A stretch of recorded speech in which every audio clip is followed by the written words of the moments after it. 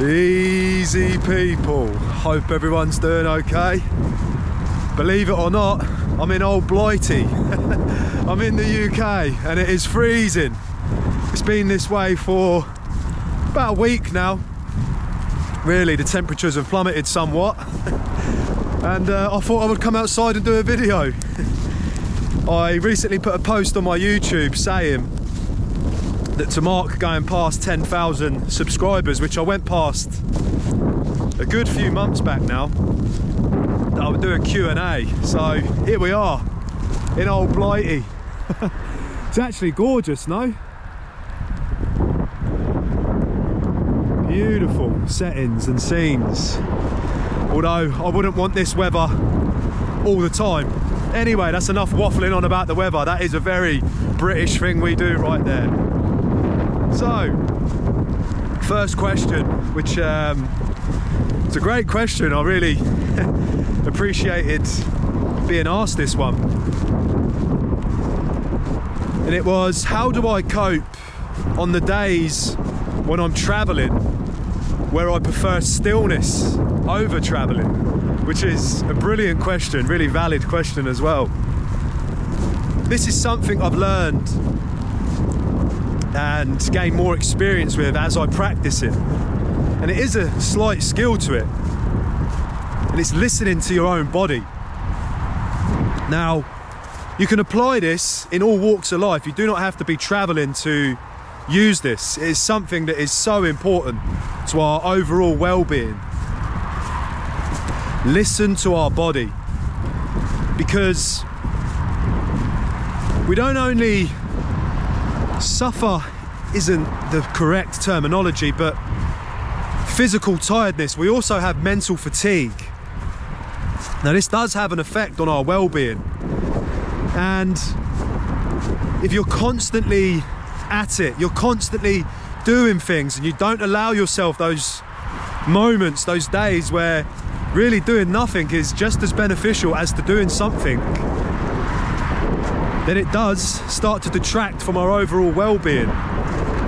Now, of course, like all things, it's a balancing act, it's a fine line, because we all have this part of our mind, the ego mind. Doesn't mean you're an egomaniac, it's just our egotistical part of our mind that prefers instant gratification over anything else. So let me give you an example of that. You've been at work all day. You haven't been to the gym now for a few days, maybe it's getting close to a week. And as soon as you finish work, the ego part of your mind that acts on impulse and instant gratification kicks in and tells us, just go home, just go home. You've worked hard all day, no point going to the gym, go home, start again tomorrow.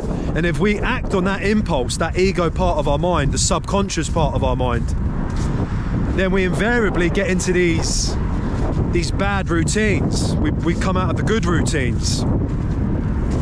So that is why it's a balancing act, it's a skill. Because you have to listen to your body, not let your ego part of your mind direct your overall narrative, the overall direction of things. So that is something with more practice you get to improve on, and something I really encourage all to do, and something I'm getting better at, because when I'm traveling, you are very busy. You are maybe journeys. You're on journeys from place to place, or you're out adventuring. You're in new surroundings and settings, and your senses are on overload. You know. Now these things are tiring. They might not be physically tiring, although you can become tired, especially with the long journeys. It's the mental fatigue.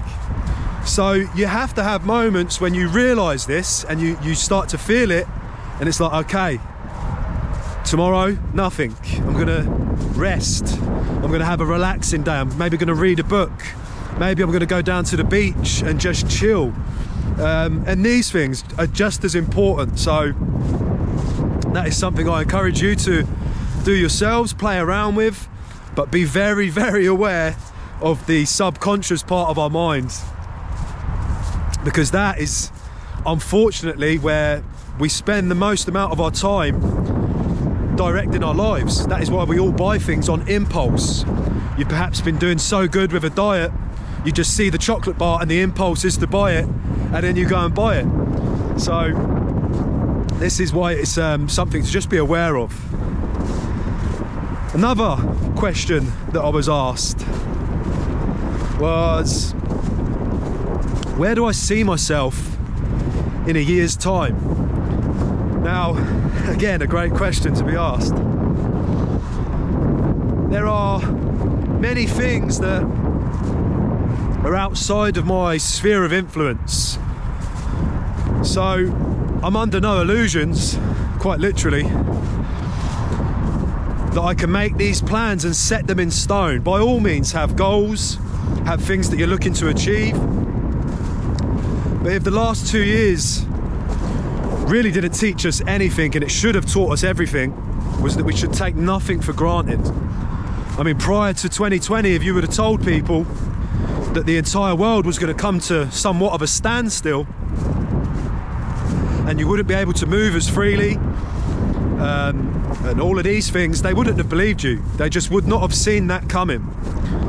So again, make plans, make goals, strive towards them, but don't have your happiness attached to them, set in stone. So for me, where do I see myself in a year? I am working towards making next year the year where I finally get on the road permanently, where I take a chance and go for it. So that requires some foundation work in many different areas. You have to prepare for these kind of things, but like I said at the beginning, there is many things that are outside my sphere of influence. So my happiness isn't attached to, I have to make this happen, otherwise I'm not going to be happy, or I'm not going to have achieved anything. Because again, if the things outside of my sphere of influence have an effect on that, then I just have to re-adapt. I just have to reacclimatise, readjust, reassess things and keep moving. That is the key. That is really the key with everything. So in a year's time, where do I see myself?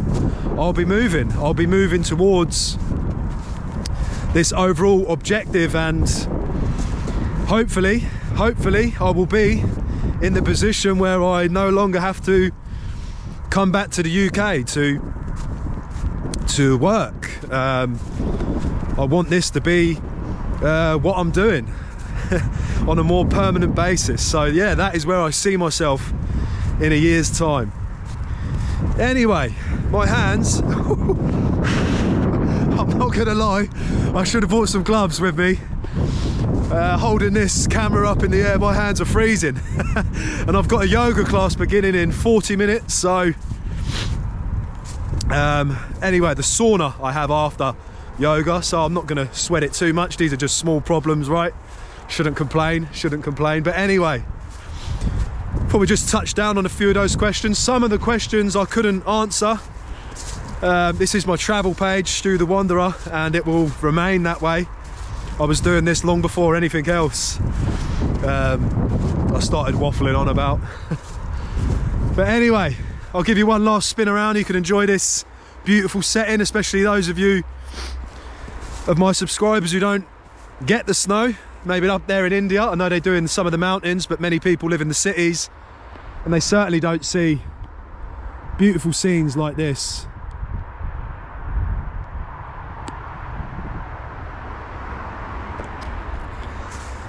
Anyway guys, hope you have a blessed and beautiful day wherever you are. Perhaps my words of encouragement, I won't say advice, encouragement, are certainly things that have helped me in all aspects of life, approaching things those two ways, playing around with them and homing your skill, certainly on listening to your body. Really is a simple saying, but so beneficial in the long run. We'll wrap this video up here. You know the drill. Always remember, life is beautiful.